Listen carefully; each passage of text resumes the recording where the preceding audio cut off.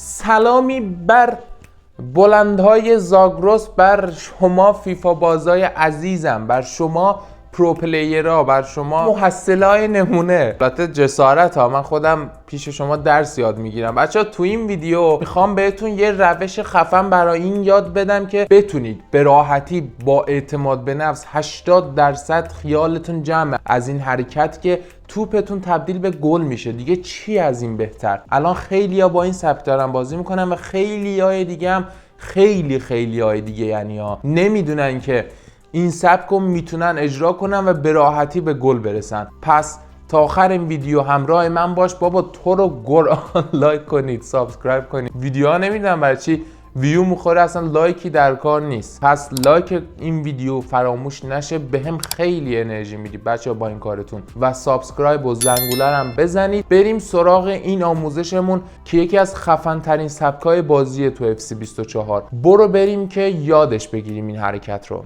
لازمه اصلی این حرکت ترکیبیه که شما باید توش LMRM یا LWRW حتما داشته باشید.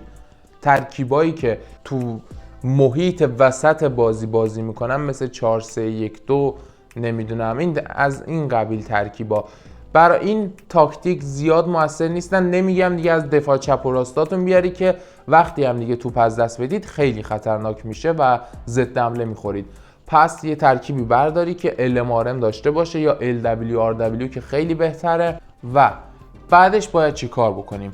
جای اصلی و نکته کلیدی این قضیه همین جایه. شما وقتی توپ رو صاحب میشید از دفاع یا حالا هر جای زمین، کافیه که توپتون رو بندازید به LMتون، RMتون یا از وسط برید بعد بندازید به چپ راستتون، دفاع چپ و راستتون که اضافه میشن. الان میبینید که من اینجا دارم از وسط میرم، توپ دست کرایوفمه، میندازم به بست، تا جایی که میتونم دارم توپ رو میبرم به اون سمت، به سمت کناره زمین. میبینی که به باشا پاس میدم، بست، اسین، توره، زیدان، دوباره برمیگردم میبینم مسیر گفله. ببینید بچه اینجا یه نکته رو بهتون بگم. وقتی من توپ رو با بست میدم به باشا چی کار باید بکنم؟ توپ رو نباید همون مسیری که دارم از سمت مقابل حرکت میکنم بیارم و نفوذ کنم به داخل. پس چی کار میکنم؟ یه بال رول میزنم به سمت بالا. بال رول نزدی با جهت با شوک سمت چپت بازیکنت رو سعی نکن که همینجوری بیاری. اکثرا الان از همون سمت راست، حالا براتون فلش هم میکشم که متوجه بشید، دقیقاً اونجوری میارن پایین یا کاتبک میدن که درصدش خیلی پایینه دیگه بگیره نگیره. پس با دفاع چپمون یا با گوش سمت چپمون که بازیکنمون تو صاحب توپه برمیگردونیم و به هافبک وسطامون که وایستادن اسین، حالا برای من زیدان، توره، برمیگردونم و به یکی از اینا پاس میدم و همون توپ رو در همون مسیری که قرار داره به هافبک دوم یا سوم، به هافبک دیگه هم که پایین تر قرار گرفته پاس میدم. اینجوری میبینی که بازیکن حریف تقریبا اون فضای بالا رو پرس کرده و پایین خالیه. زیدان رو مشاهده میکنی که من میتونم با یه دونه پاس راحت به زیدان توپ برسونم و برگردم شوتم رو بزنم و توپ وارد گل بشه. چون دفاعی که FC24 داره خیلی سخته این توپا رو گرفتن. حالا بذارید ادامهش رو ببینیم. الان توپ دست اسینه، پس گفتم بهتون پاس میدم پایین.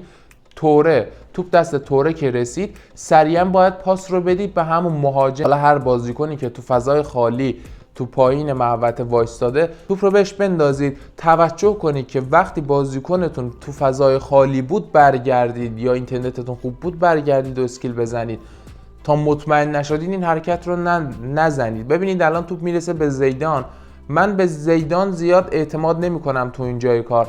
پس سریعا ببینید توپ رو میبینم که فضا بسته شده، توپ رو برمیگردونم دوباره به خود توره، به هافبکی که اونجا وایستاده بود.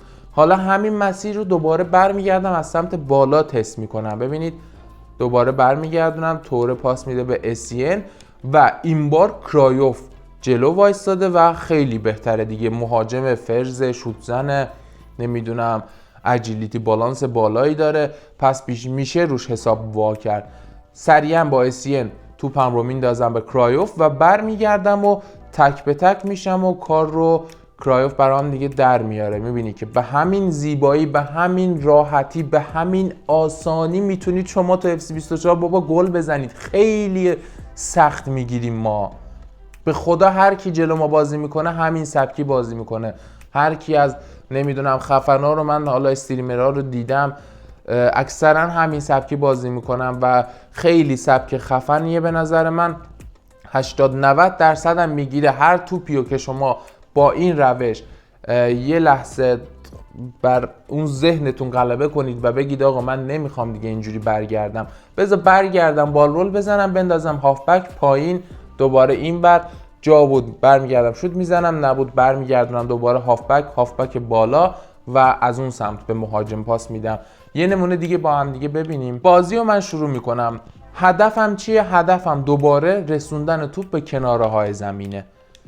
پاس میدم به پویول، باشا رو میزنم فرار کنه، با آلابا یه دونه پاس عمقی خوشگل براش میندازم. باشا هم که سرعتش بالا دیدی که سریع برگردوندم، بست به پایین، توره، اسین و اینجا اینقدر بازی میکنم که یکی از اون بازیکنان بالاخره تو فضای لازمی که دوست دارم باشه قرار بگیره. زیدان دوباره ببینید برمیگردونم، اسین، توره، پاس میدم به گارینچا و زیدان و تمام. به همین راحتی. یه بار دیگه با هم دیگه ببینیم. ببینید چقدر من این وسط توپ رو چرخوندم تا اون محیطی که تا اون فضایی که میخوام باز بشه برام. اسیم پاس میده به زیدان دوباره برمیگردونه. اصلا رو به جلو حرکت نمیکنم، تو همین سمت بالا و پایین میرم که وقتی بازیکن حریفم اومد رو پام توپ رو بتونم بگیرم و اینجا با یه گارینچا یه دونه اسکیل خوشگل میزنم و توپ رو میندازم به زیدان و به همین زیبایی زیدان این توپ رو تبدیل گل میکنه.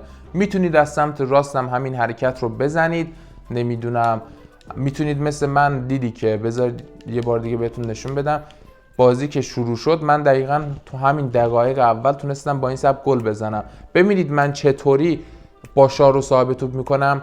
پویول به سمت باشا R1 میزنم پشت سر هم که فرار کنه و توپ رو همونجا میندازم به بازیکنی که تو دفاع مطمئنم که پاسش میرسه و آلابا از اونجایی که پاسینگ بالایی داره 100% آلابا گزینه بهتریه برای اینکه این پاس رو ارسال کنه.